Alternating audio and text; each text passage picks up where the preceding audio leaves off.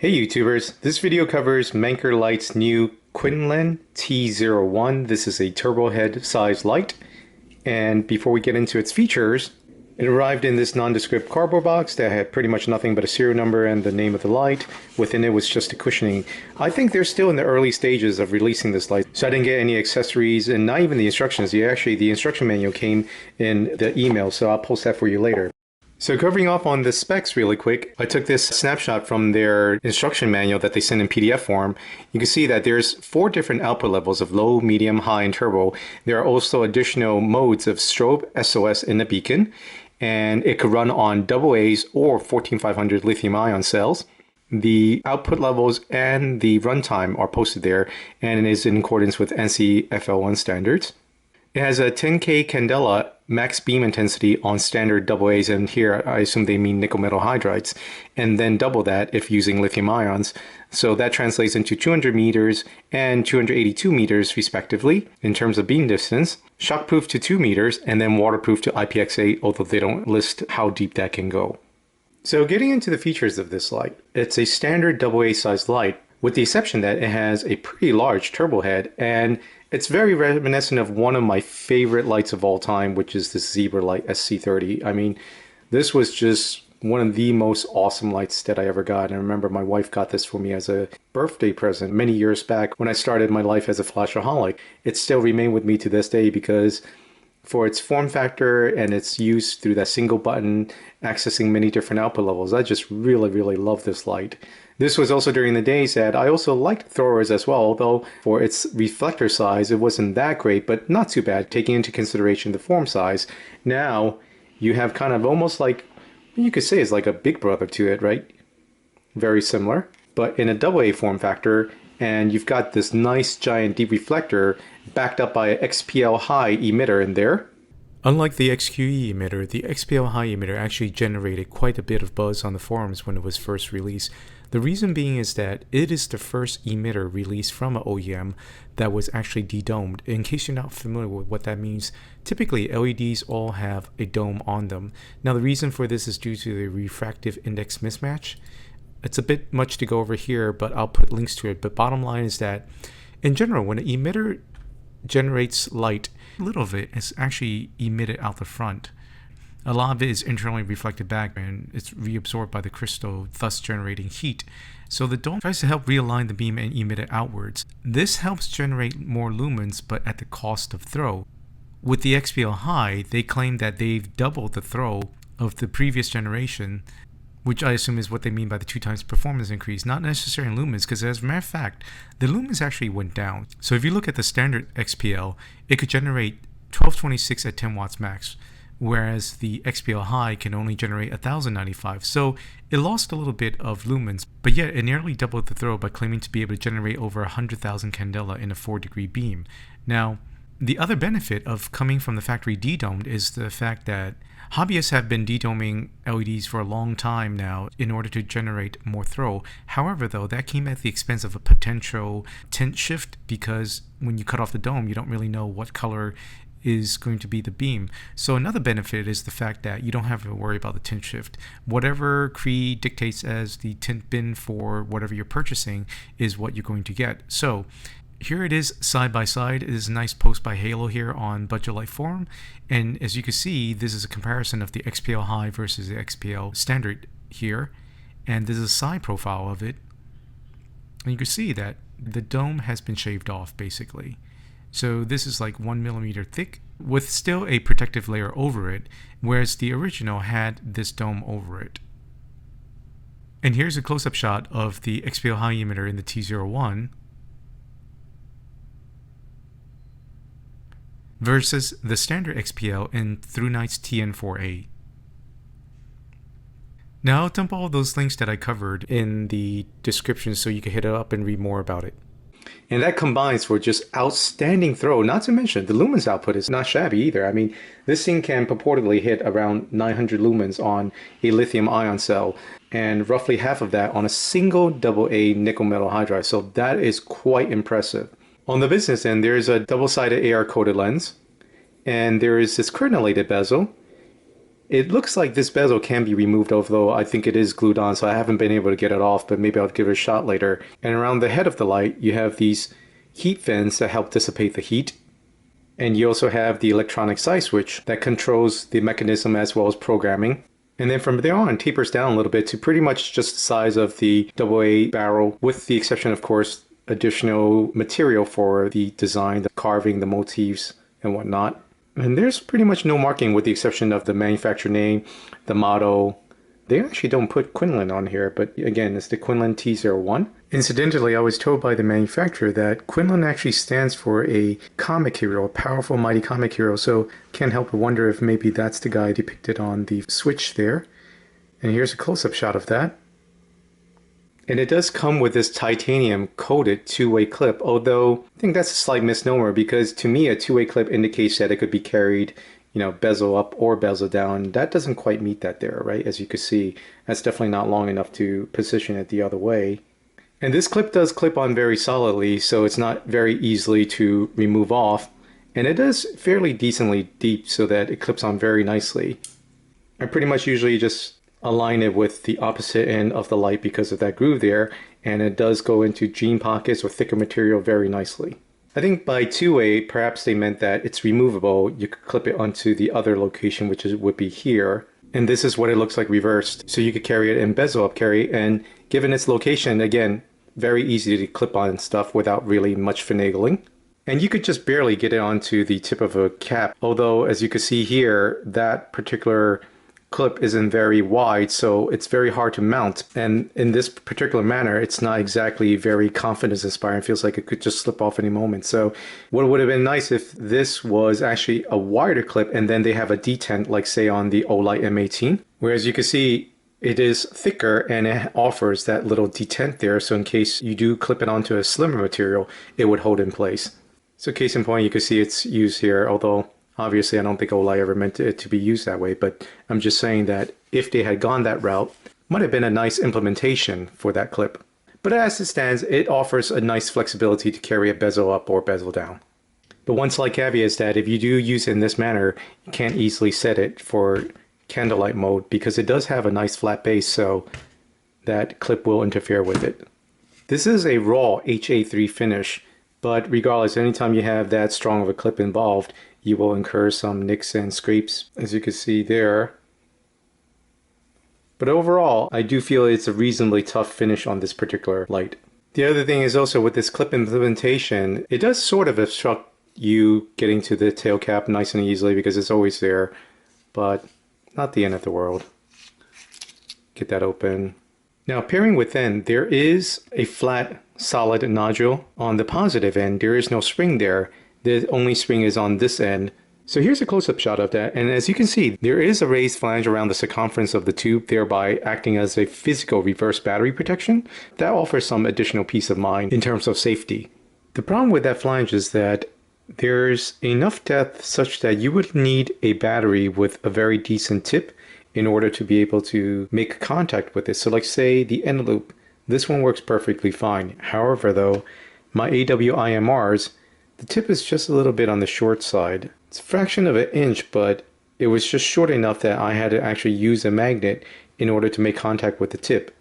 Now one additional problem is that this barrel is fairly tight overall lengthwise. So I had purchased these key powers because they were rated very good by HKJ in his review, and also the fact that they could handle high current drain like 2 amps pretty well. The problem here is that they are so long, they're closer to 52 millimeters. In case you didn't realize what lithium ion the numbers meant, so 18650, it actually stands for 18 millimeters in diameter by 65 millimeters in length. The 0 is just battery industry's nomenclature for the battery, so that's why they added 0 at the end. But in reality, it's really 18 millimeters by 65 millimeters. Likewise, your 14500s are 14 millimeter in diameter by 50 millimeter in length, but yet this one at 52 extends just over the base of the light. That, coupled with this pretty decent spring, doesn't allow it to fully close, and as such it leaves this gap here, so thus not allowing me to use this battery. It's a shame because I purchased this for the sole purpose of testing the T01 due to the high amperage draw, since my AWIMR is a little bit old, and not to mention a old AW regular and EagleTac I had lying around. Unfortunately, they couldn't cut it either. So keep that in mind if you're considering the purchase of this light, that you will need a pretty standard size battery and it has to have a fairly good tip on it. The head of the light as well as the tube is machined as one single solid piece, so very, very robust. The machine grooves does offer a decent amount of tack, so it does definitely help, especially with the tail cap end. And that pretty much covers the main features of this light. Now overall size-wise, given its side switch configuration, it's able to shave off some space towards the overall length, so thereby it's one of the shortest lights. Say for the Nitecore Sense AA here, which is actually a twisty, it would be the shortest of all of these other double lights, which would be going from left, again, Nitecore Sense AA, Manker T01, ThorFire's TG06, some generic Rayovac AA light that I picked up at Walmart for my son, Sunwayman's V11R with the AA extension tube there, the Phoenix LD10, Icon's Link Caltronics TF01, and then last but not least, the JetBeam RRT0. As you can likely see here, I've always been a huge fan of the single CR 123 size lights, so thus I have a pretty decent sized collection of that, although most of these are now older models. Going from left to right, you have the ITP EOS 3, Nitecore Sense CR, Zebra Light's SC30, Sunwayman's ME11R or Mr. Elfin, JetBeam's TCR1, Light & 7's Elite C1A, the Manker T01, although of course that's not the CR123 size, but just by comparison, given its overall girth, matches those better. Here's Sunwayman's V11R in the CR123 size mode. Also their B10R Ti Plus, ThruNite's Archer 1C, very old Luma powered Digital Mini SE, one of Nitecore's original lights, the SR3, and then SureFire's L1. So even amongst the CR123 size lights, it compares favorably, with the exception of course, the overall girth owing to its turbo head. In terms of portability, given that it is a turbo head size light overall, just usually like to clip it on the outside. And that does clip snugly to the jean pocket. And as a matter of fact, I've carried it around this way for pretty much like the past 2 weeks or so without really any issues. I haven't really had to bang into things. Of course, you don't want to look like a total tool either, so it depends on you. If you feel comfortable carrying in this manner, by all means.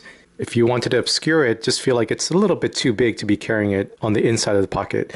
At least not a jean. Perhaps maybe your short pants, cargo pants, etc., but not on a jean though. And for your typical messenger bag, you would need a fairly decent sized pocket in order to be able to accommodate the head of the light. So here's a ToMe messenger bag that fits rather nicely in this pocket. I think this pocket overall was designed for perhaps like cell phone use.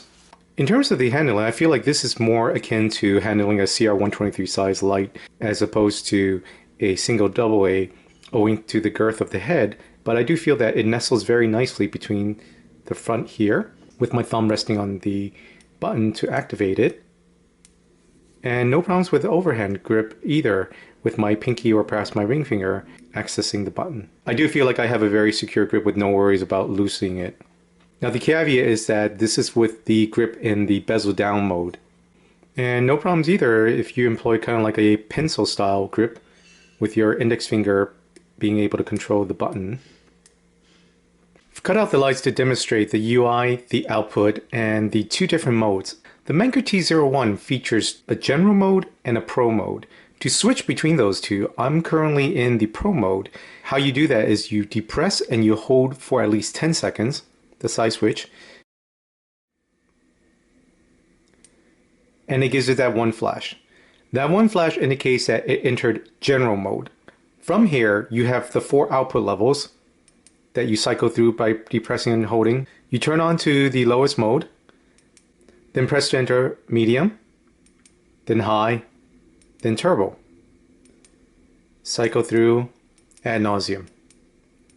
From here, you can enter the hidden modes, which is a fixed rate strobe, an SOS mode, and then a beacon mode. And to exit out here, again, just double press. Or you could have depress and hold to shut the light off. Okay. Now in general mode, the output levels are memorized. So let's just say, turn the light on. This is in medium, that's in high, turbo. Let's just do medium. Shut the light off, turn it back on, you'll see that it's in medium. The light on, I'm going to actually unscrew the tail cap, simulate a battery change. turn it back on, and as you can see, it memorizes that mode. The hidden modes of strobe, SOS, and beacon are never memorized. So let's just say I'm in SOS right now.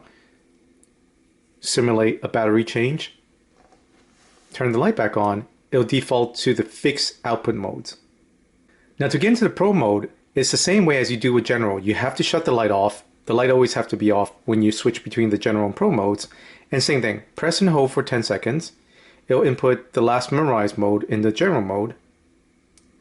And there you saw it gave 2 flashes instead of the 1. The 2 flashes indicate that you are now in the Pro mode. Now in Pro mode, it's pretty much like the General mode. It has the last memorized output level. So you can see it's cycling through. So here I'm going to leave it on high. Shut the light off. Turn it back on, and as you can see, that's in high mode. Simulate a battery change. Turn the light back on, and it's back in high mode. Accessing the hidden modes is the same way. You double click. It'll enter the fixed rate strobe first. Another depress will cycle it to SOS mode. One more depress will go into the beacon mode. And here's where it deviates. After the beacon mode, it'll enter a constant current turbo mode. And then from here, it goes into a battery indicator mode. How the battery checker works is it flashes. For each flash, it's 25%. So currently, you will see that it's 1, 2, 3, 4. Indicating that the battery is full at 100%. So again, 3 flashes means 75%, 2 flashes 50%, and a single flash 25%. Of course, I don't know what that exactly correlates to in voltages. Maybe in the future I'll get to that. Now after this battery indicator mode, one more depress, and this is how you could program the custom settings. Now before we get into programming, I'm going to put the specs back up on the screen here. And this is because for each mode, it's similar to a zebra light in that you could change between different output levels for a given fixed output level. So let's just say low. Instead of 2, zebra light, at least on the SC30, it had 2 different outputs that you could swap between. On the T01, your low mode, you could fix it to any one of these 3 output levels. And that could be a 2 lumens, a 7 lumens, or a 10 lumens. Likewise for the medium of 40, 60, and 80 respectively, a high of 160, 200, 220, and the turbo of 330, 400, and 500. Now to do that, I'm going to get back into the programming mode again. So here you can see it's cycling through the 3 different low output levels. Here's the 2, here's the 7, and then the 10. When you reach the desired output level that you want, simply switch to the next program mode. So I'm going to stick with the nice little 2 lumens. Now you are programming the medium of 40, 60, and 80. So again, I'm going to leave on the lowest. And I'm going to the high mode of 160, 200, and 220. 160, 200, 220. So I'm going to pick it on the highest one. Now this is turbo mode. You have 330, 400, and 500.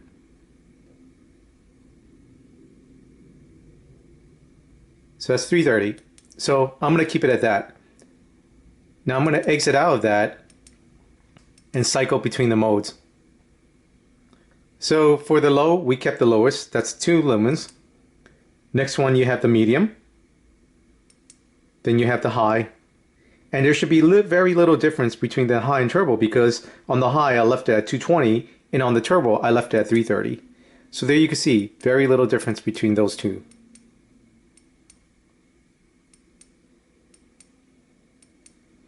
Now let's go ahead and change that lowest mode to the brightest, which is the 10 lumens.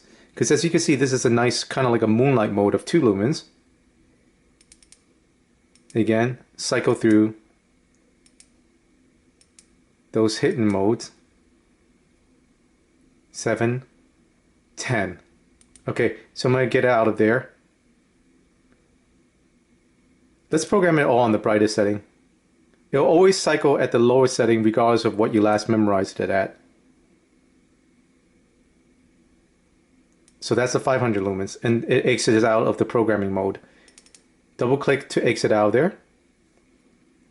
So now you can see my lowest setting is at that 10 lumens, my medium at 80, I'm going to actually put it down here, my high at 220, and then now you're going to see a more significant difference between the high and the turbo mode because now the turbo is at 500. So this is pretty cool because it pretty much gives you 81 different combinations of light output that you could program this to because you have 4 levels, and for each level you have 3 different options between each level. One note is that whatever you program in nickel metal hydride, it is memorized in the lithium mode as well. So case in point, because I did program the highest modes, the lowest setting for the lithium ion is 16 lumens, as you can see there. Then it'll pop to the next highest for its level is 120, 400, and then 900. But again, caveat is that that's not truly 900. It's probably down to 600s already because of the quick drop down due to poor cells. Now, as I had mentioned, this is in PWM mode, but yet there is absolutely no flickering whatsoever. It's a very high frequency. One thing I did want to point out is that on the access to the lowest mode, there is a pre-flash. So what that means is it actually flashes really bright first and then steps down. So there you saw that. So it's almost like it does a full flash before it steps down. Now the reason that is significant is because since it is PWM, it's actually flickering to a higher level all the time, which in fact means that it is using much more energy and current. Thus, this can never be a true battery vampire, even though it does turn on in low, or I should say a memorized mode. The lowest setting will not draw a low current because of that step up and then down. Thus, this will never be a battery vampire. I did neglect to mention earlier in the review that there is a glow-in-dark O-ring behind the lens, and it's actually decent enough. Although I do notice that there is an uneven applying of that glow-in-the-dark material, so certain spots are blotchy and certain spots are a little bit brighter, but still it's handy for locating it in pitch black. Now I've turned back on the lights because I just wanted to demonstrate the difference between the SC30 is that you press and hold and turn on. This only has low, medium, high, but in the low, you have 2 different output levels.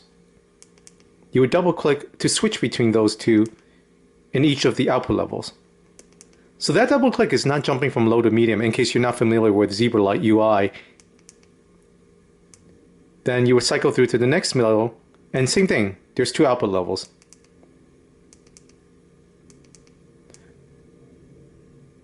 This is on high now. And it would actually memorize it too. So this gives you a total of 8 different combinations, all memorized so that you don't have to enter a program mode because on each level you could easily access between the 2 modes by simply double clicking. Of course, where this differs is that this does not have all of the other hidden modes like the strobe, the beacon, and the SOS. So overall, I do really like this implementation a lot. It is a little bit more advanced than your typical standard flashlight, but even in the general mode, let's just say you were gifting this to a non-enthusiast friend, they could stick in the general mode, futz around with that. You got the 4 fixed output levels, then you got the 3 hidden modes, and then when they're ready, they could play around with the pro mode and then custom tailor it to exactly how they want. There's great flexibility in this UI for that. Now in terms of the fit and finish, this thing is built solidly like a tank, no doubt owing to that single piece that's hewn here, at least between the head and the body. This is just one nice solid chunk of fixed aluminum, plus not to mention the body itself does have additional material, so it gives it a little bit more bulk, but again, it feels like a very, very solid light. The electronic switch gives a very nice tactile feedback. And even though it's somewhat recessed, right, only because of the 2 flares here, but ultimately this part is still open, and because of the fact that it does not have a lockout feature, there is a chance of accidental activation. Although the fact that you have to depress for 2 seconds definitely helps, but still, when not in use, it's best to just lock out the light with a quick twist there. So that way you won't accidentally activate it if, say, you dump this into your bag or whatnot. Now the T01 does feature an electronic switch that is slightly recessed, although it's only because that the edge here is flared, and the switch does provide a nice tactile feedback. But unfortunately, it does not feature a lockout. So in that case, you will need to simply just twist the tail cap to lock it out so you don't accidentally activate it. It may be cliche-ish to say, but this thing truly is built like a tank. I feel like it would survive quite a few hard knocks. Now, initially, I did have one problem in that when the light was on, when I just would gently set it down like that, it would just suddenly turn off. And I couldn't really figure it out. But finally, I just decided, like I always do, I did give the contact point here at the base a nice cleaning, as well as, not to mention, the contact point for the positive nodule, because I noticed there were some black marks on it. I cleaned that off, and ever since then, I didn't encounter any further issues with the light shutting off once I dropped it or set it down like that. In terms of the machining, it's all finished very fine. Everything's nicely deburred. There is no sharp edges. Perhaps maybe these fins are a little bit on the sharp side, but nothing that would cause any issues, and certainly not to the degree like, say, the original ThruNite TN1011 with the oblong grooves there. All the rest of the edges, again, nicely fully finished and deburred. I've had no experience with Manker. This is the first of their lights that I'm reviewing, and I gotta say, man, it's outstanding. Subjectively, I do like this raw finish. It's obviously just different from your typical black HA3, so that was a nice touch. And this clip does feel very solid. I've been prying away at this thing because it is very tight fit and no issues with it deforming or changing so far. These threads came decently greased and they are square cut, so it gives it a very smooth operation when you're threading the tail cap back on. So bottom line is that I feel this is an outstanding build. All right, I finally got my new Sper Scientific NIST calibrated light meter. This is the 840022C, and currently I have it set up in the 4K range.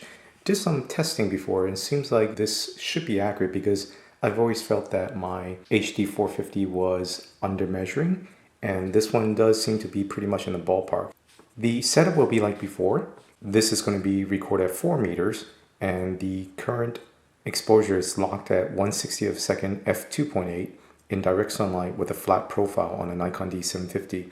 So that way it should give a much better capture of the overall light, including the spill, not so much the hotspot since that's usually a lot easier to capture, but the spill as well. We're going to start off as usual with the XENO G10 V2. And one slight change I'm going to make is that I actually have a sheet printed out with what well, it's not going to focus because I have it manually focused over there, but I do have a list of what I anticipated to be the lux at 4 meters. I'll give a rough estimate using my stopwatch, but in post-editing I have the benefit of just being able to time the exact seconds. I usually take the max reading between 30 seconds and 2 minutes as per NCFL1 standard. So without further ado, let's start with the XENO G10 V2 first. So for the XENO G10 V2, I last captured this at 345 lux on the old HD 450 meter. And even before the 30 seconds, which is coming up upon soon, it is well into the 460 range, as you can see there. So again, I'm not going to call it out because I don't have the exact time at 30 seconds or 2 minutes, but here you can see it's still well into the 460s there. Hold on, depending on where I aim. I saw 466 flash there, even though this is well past 30 seconds now, but still within 2 minutes. So far, it seems like it's reading way higher. I mean, the last time I captured at HD 450, even at 4 meters, which I calibrated down, I had confidence that it was consistent, even though I brought down the meters from 5 to 4, and that was 345 lux. Now I'm capturing it, like I said, around above 460 range. Now I do have a few comparable lights since I'm going to measure the Quinlan T01 on envelopes, which is should anticipate 10K candela range. So I'm going to match it up against the ThorFire VG10, which has 11.2K candela, as well as ThruNite's TN12 neutral white version, which should be around 11.88K candela because they didn't provide the max beam intensity, but rather just the beam distance, so I calculated that back.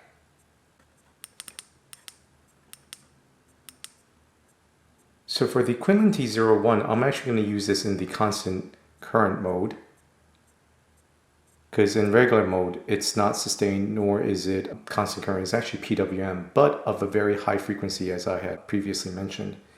So I'm going to wait for this to get to 30 seconds. So if this is at 10K candela, I'm anticipating a max peak beam intensity of around 625 lux at 4 meters. But here you can see way past 30 seconds, I'm well above that. I'm still in the 770 range or so, give or take. There you go, 778. I mean, I have no reason to doubt this NIST calibrated. As a matter of fact, I think it was done very recently, back in September, because typically they do it right before they mail it out. So the certificate, I think, is valid for like 2 years. It's pretty cool. 7 something range. Next up, we have ThorFire's VG10. And ThorFire had said it was about 200, they claimed 280 meters, but yet they provided 11.2K candela, which doesn't jive because that actually translates down to 212 meters. But regardless though, the peak beam intensity in terms of lux that I'm anticipating should be around 700. And looks like I'm just a little bit under that. The 612 range, 610 range about there, 614 I just saw. All right, now we have ThruNite's TN12 2014 edition, but in neutral white. So typically they always say that neutral white's a little bit lower compared to the specs they provide. They claimed 218 meter beam distance with a peak beam intensity of 11.88K candela. So I'm anticipating 743, and here at 30 seconds, a bit below that. So about 600 range. I don't know how big of a drop neutral white causes, but again, this is what I'm getting. I saw about 604 there just now.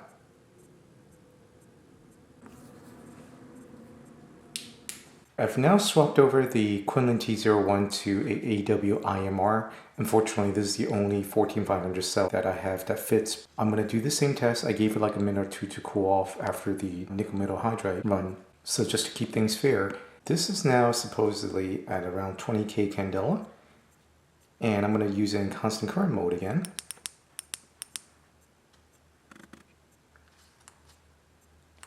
And I would anticipate 1250 lux at 4 meters. Just wait to the 30-second mark.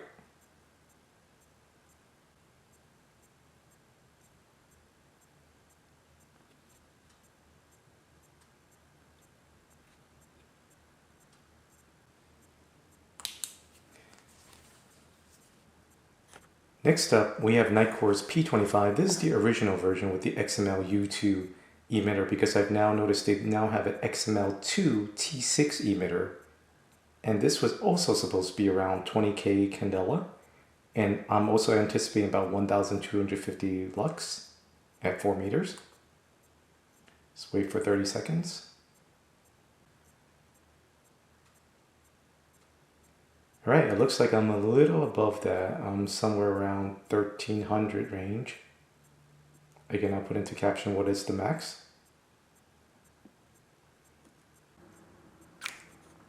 Now we have ThruNite Lynx. This is supposed to be somewhere in the neighborhood of 24K candela. So I'm anticipating somewhere around 1500 lux at 4 meters. Gotta say, overall, I'm very happy with this new light meter. It's come close, at least in terms of reading, for a few of these models now. Just waiting for the 30-second mark. Okay, just about there. So this is around like 1430 range. Of course, I'm holding this in a kind of like an overhand grip, so I'm not exactly, don't have the most steady hands, because I'm using the constant on push button to make sure I don't capture something erratic versus the program mode in case I miss the max output on the program mode.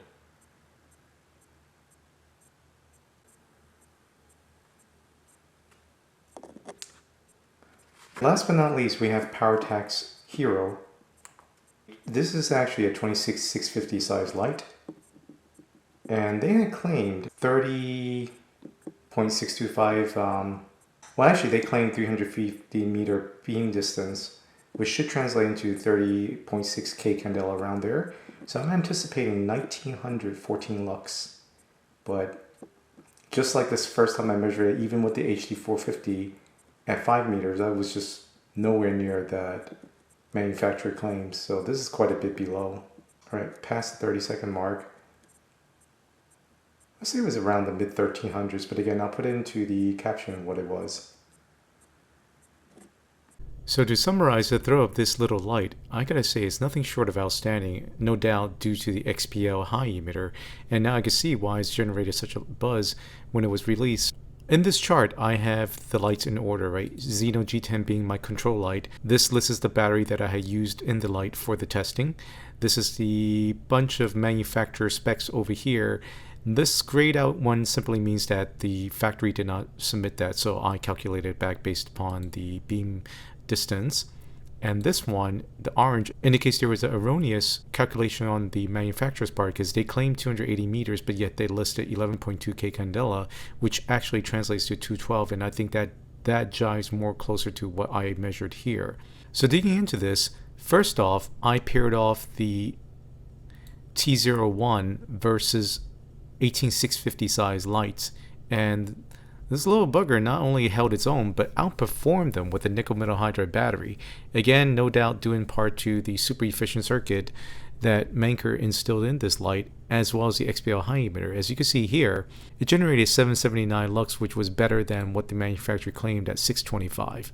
Okay, so that's nearly a little over 12K candela versus 10K candela for a max beam distance of 223 meters versus 200 meters. And this bests both the ThruNite TN12 neutral white version, as well as the ThorFire VG10, and of course the XENO G10 V2. Next, I dumped in the AWIMR lithium ion cell and paired it off with bigger lights, or I should say thorier lights. These two are 18650 size light, the last one is 26650, and even here you can see it held its own, although it underperformed versus what the manufacturer claim was, but I have a feeling that this is due to my old AWIMR. I will be on the hunt for a decent 14500 cell that hopefully will fit because, as I had highlighted earlier, it has to be 51 millimeters or shorter, and it has to have a decent sized positive tip so that way you don't have to use an extra magnet, thereby introducing additional resistance. But bottom line is that I kind of feel with a decent battery, it could probably match the factory claims. But even so, I felt like it held its own. Now, the significant difference here is that these lights, obviously with the 18650 batteries, were able to maintain around the max captured, whereas this was nosediving pretty much after the 30-second mark. So therein lies the difference of having a 14500 light versus your larger cell lights. But bottom line, I gotta say, performance was just outstanding, man. The T01 does draw a minuscule amount of current through its electronic switch when it's off. And the last time I measured it, the champ, one of them, was the ThruNite's TN36 at 14.55 microamps.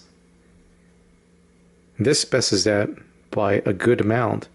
This is only down to like 6 point and still dropping. 6.01 microamps, geez, that's like literally nothing, 6 microamps. If I recall correctly, the TN36 on that 14.5 microamps could last in standby for about 27 years, leaving the cell self-discharge out of the figure. This is with the end loop right now, and this is now at 5.99 microamps. That is just insanely low, so you wouldn't even have to worry about self-discharge. So now I'll attempt to capture the current draw in turbo mode.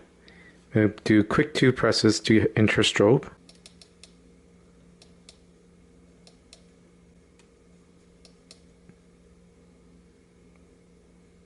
There you can see it's about 2.17 amps.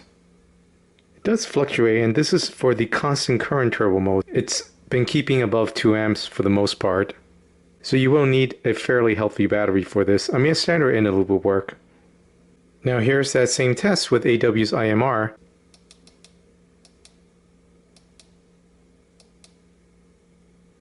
And with lithium ion cells, it's drawing about 1.5 amps.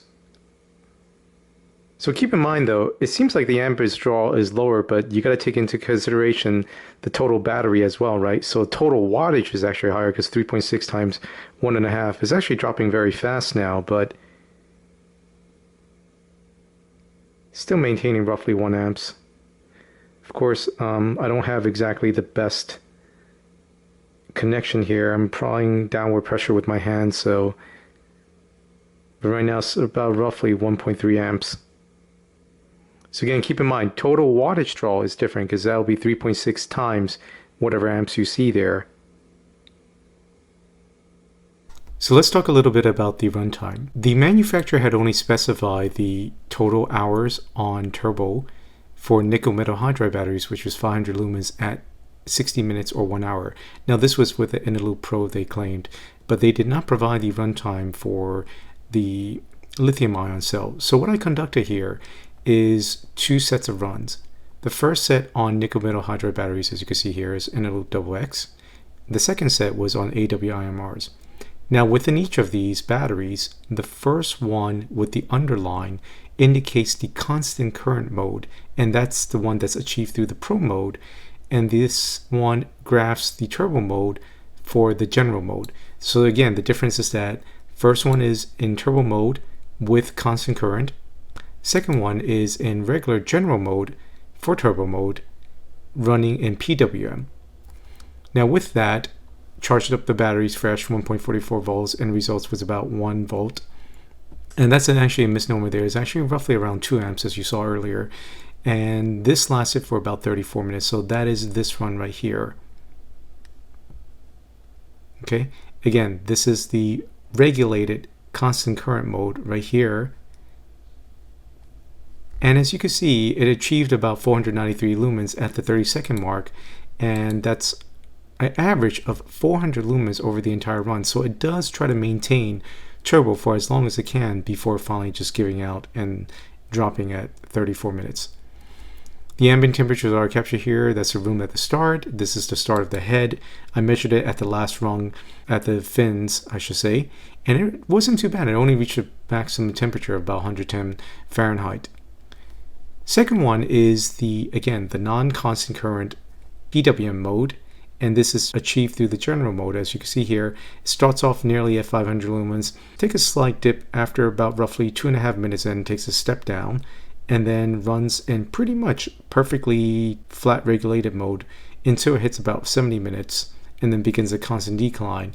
So total time before 10% of initial output measured at 30 seconds is 75 minutes. So that actually surpassed by their comparison. Again, I'm using Eneloop. They're not exactly fresh, but I was able to best their time. Now, the lumens I measured there was about 481, so not too far off. But however, though, the entire average lumens for the entire run here was 250 lumens due to that step down. Coming back to the AWIMR, this is with the lithium ion cell, no protected circuit because again, it's an IMR. And it was roughly about 1.5 amps. But again, that fluctuated as you saw because I don't have exactly the perfect setup. There's probably some resistance built in due to the leads that I have pushed down on the barrel. But with that, the regulated run takes initial very steep decline, even though initially outputting slightly above 900 lumens. But I was only able to achieve 724 at 30 seconds. But the average entire run thereafter was about 517 lumens.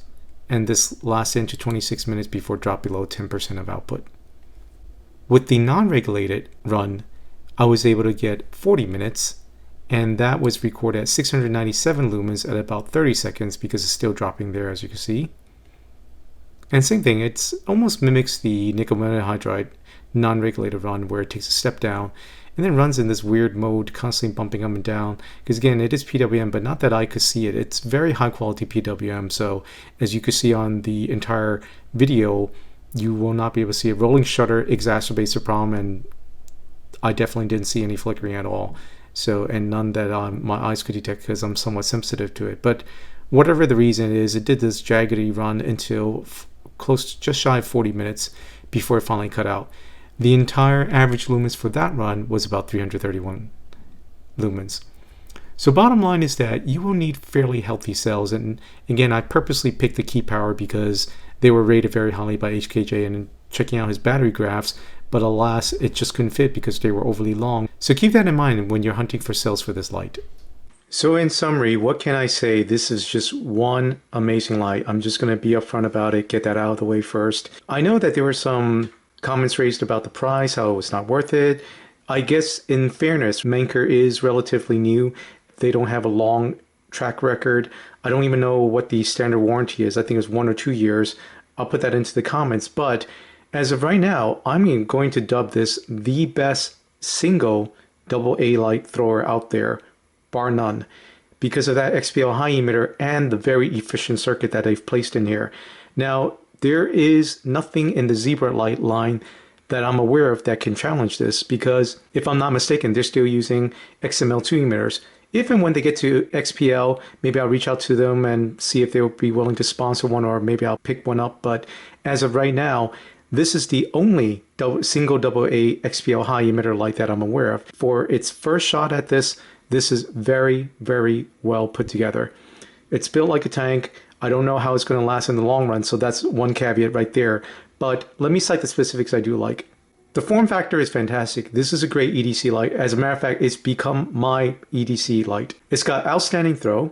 Again, I'll need to highlight the XPL high emitter as well as the efficient circuitry. It's got this nice turtle head, but not so large that you can't really pocket it or transport it easily. It's got this single side switch that allows you to access a whole bunch of modes, as well as being able to program it through the UI in the Pro mode. And it's built very tough. The clip is sufficient. It's not bad. I don't really use it in the flip mode. I prefer to carry it bezel down. Now, incidentally, I did drop this onto ceramic tile earlier today. I would say that was roughly at a height of, I don't know, 2 to 3 feet. Put a little ding there, but overall survived it, no issues at all. It wasn't particularly hard drop either, but it was on ceramic tile. So I would say the only question mark is, how will this light hold up in the long run? And how will Manker itself hold up in the long run? But thus far, I gotta say, color me impressed. I really am enjoying this light tremendously. So kudos, Manker. Your light is aptly named Quinlan. I don't know who the hero is, but this one is definitely the hero of AA lights in my book. As part of FTC disclosure, the T01 was provided by Manker for review. Thanks again for watching.